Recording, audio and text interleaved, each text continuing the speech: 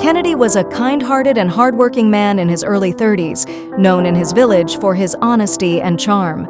He had fallen deeply in love with a beautiful young woman named Mira.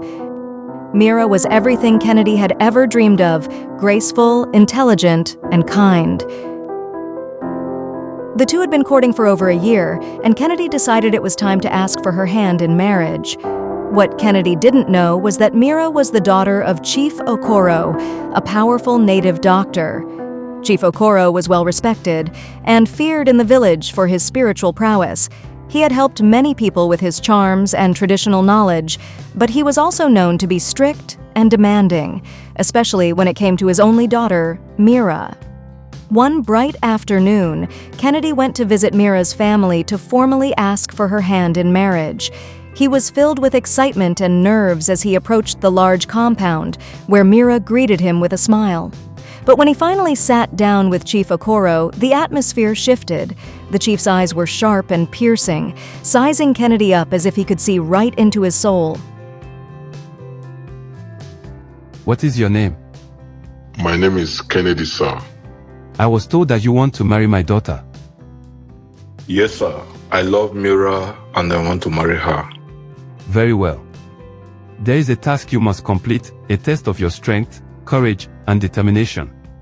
I am willing to do anything, sir. What is the task all about?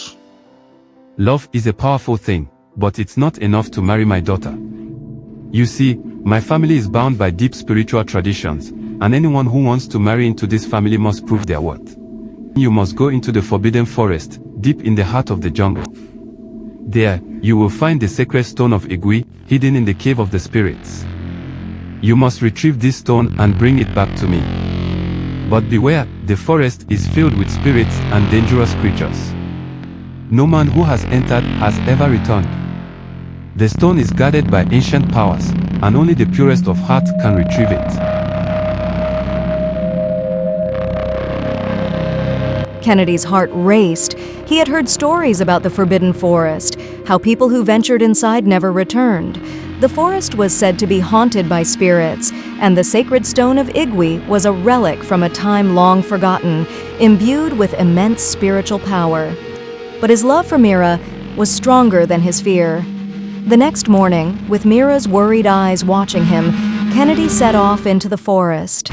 As he ventured deeper, the trees grew taller, and the sunlight barely penetrated the thick canopy. Strange sounds echoed around him, whispers, growls, and the rustling of leaves. He could feel the presence of unseen eyes following his every move.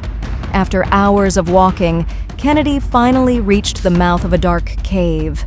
He knew this was where the sacred stone of Igwe lay hidden. Taking a deep breath, he stepped inside. The air was cold and heavy, and the cave was pitch black. Suddenly, he heard a voice. Who dares enter the cave of the spirits? I am Kennedy. I come for the sacred stone of Igwe. Many have come before you, Kennedy. All have failed. You will face 3 challenges. If you succeed, the stone will be yours. If you fail, you will never leave this cave. Kennedy's heart pounded in his chest, but he steeled himself. Kennedy nodded, determined to succeed. The first challenge appeared before him, a wall of fire blocking his path. The flames roared, but Kennedy remembered the words of Chief Okoro.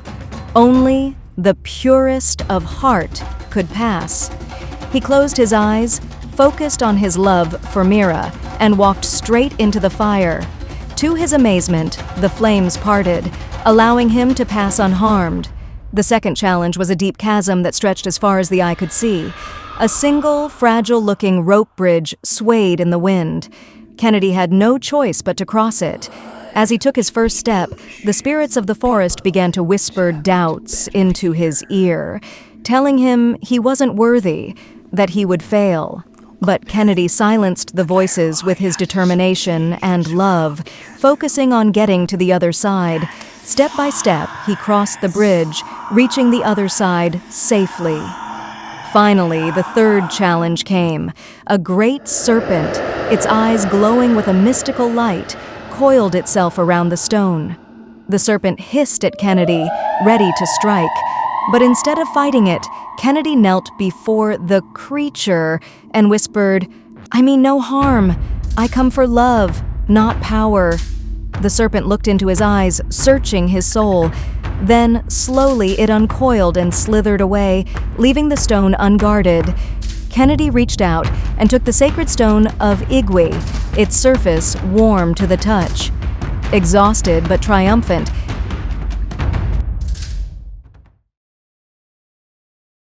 Kennedy made his way back to the village and presented the stone to Chief Okoro. The chief, impressed by Kennedy's courage and purity of heart, smiled for the first time. "You have proven yourself, Kennedy. You are worthy to marry my daughter," Chief Okoro declared. Kennedy and Mira were married in a grand ceremony, with Chief Okoro's full blessing. Kennedy had faced the darkness, conquered his fears, and earned the love of his life. Through his bravery and determination, he proved that true love is worth any challenge.